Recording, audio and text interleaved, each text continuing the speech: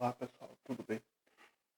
Hoje nós vamos falar sobre Max Scheler, um filósofo alemão que tem ligação direta com Kant, com o método kantiano, mas principalmente com o pensamento fenomenológico de Husserl. Então ele trabalha muito em cima do que seria o mundo fenomênico. O que é o mundo fenomênico? Para Husserl, existiria apenas o fenômeno do mundo. Eu não consigo entender o mundo senão pelo fenômeno. Isso toma uma ideia do Kant, onde ele diz que existiria o mundo numênico e o mundo fenomênico. O mundo numênico seria o mundo do ser e o mundo e o mundo fenomênico seria o reflexo do mundo do ser, ou seja, o mundo externo. Tomando como base então isso aí, Max Scheler vai um pouco além, principalmente na ideia do imperativo categórico, onde ele não aceita a pressuposição de que existiria um imperativo categórico que definiria o que é o valor, o que é o bem. Nós vamos então trabalhar um pouco o Max Scheler de uma maneira bem breve.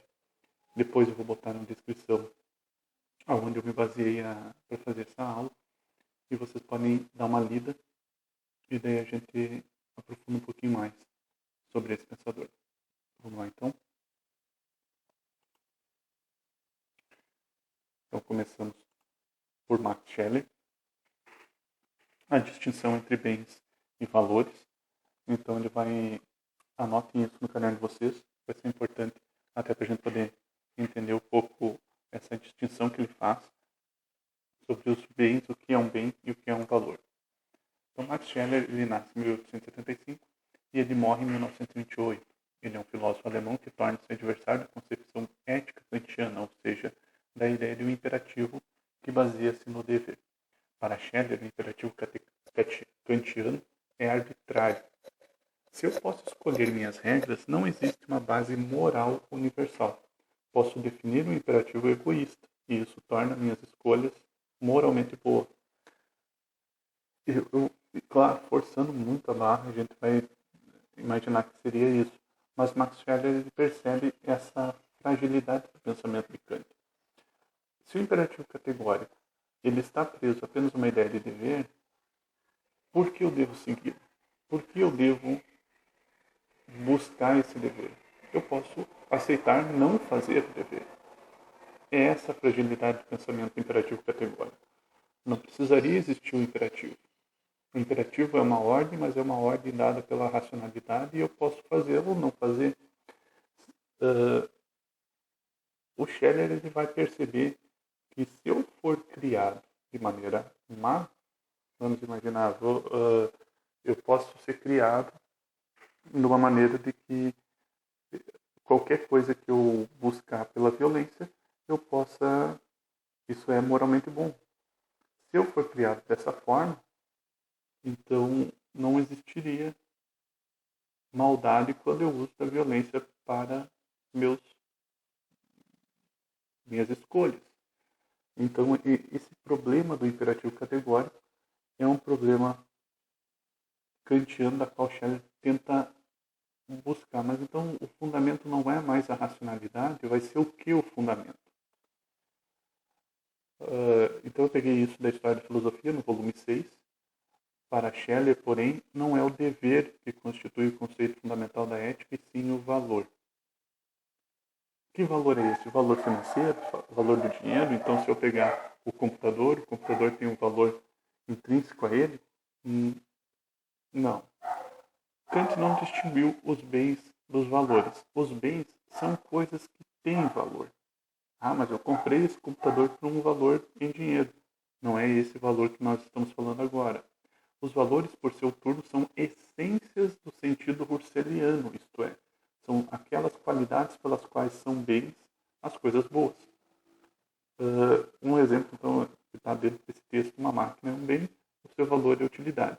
Uma pintura é um bem, mas o é pelo valor da beleza. Um gesto é um bem, pelo valor de sua nobreza. Uma lei é um bem, mas pelo valor da justiça. Substancialmente, os bens são fatos e os valores são essências.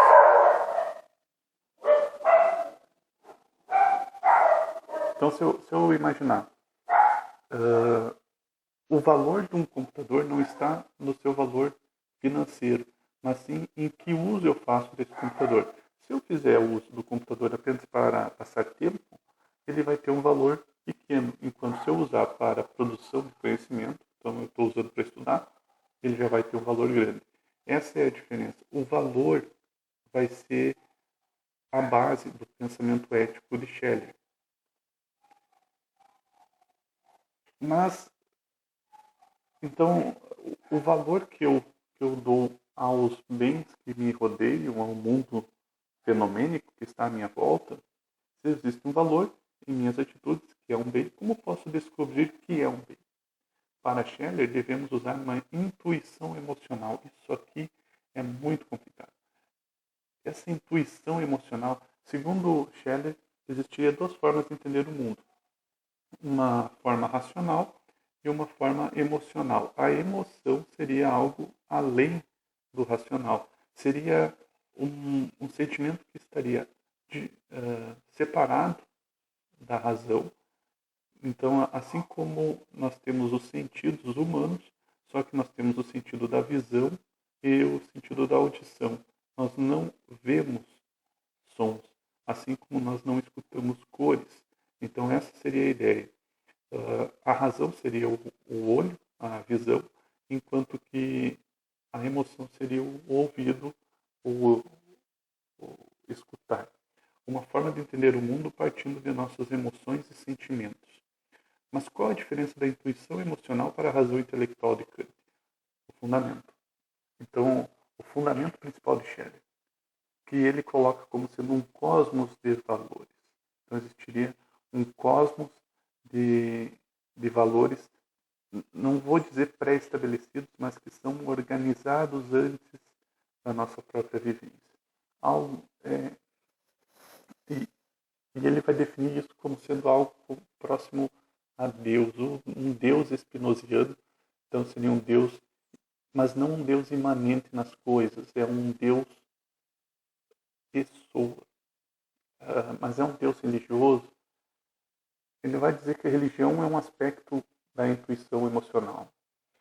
O fundamento, então, vai ser um cosmos de valores, algo como Deus espinosiano ou até a ordem do coração de Pascal. Então, Pascal, ele define que todos nós temos dentro do nosso coração um carimbo, e esse carimbo é o carimbo de Deus. A gente pode associar nesse sentido. Se a gente for imaginar como é que funciona, vamos imaginar o nada. Então, nós estamos no meio do nada. Vamos imaginar que nós somos o Saitama lá no cantinho do nada. Quando a gente olha o nada, a gente vê nada. Mas a gente percebe que nós somos algo diferente do nada. Eu sou algo que não o nada.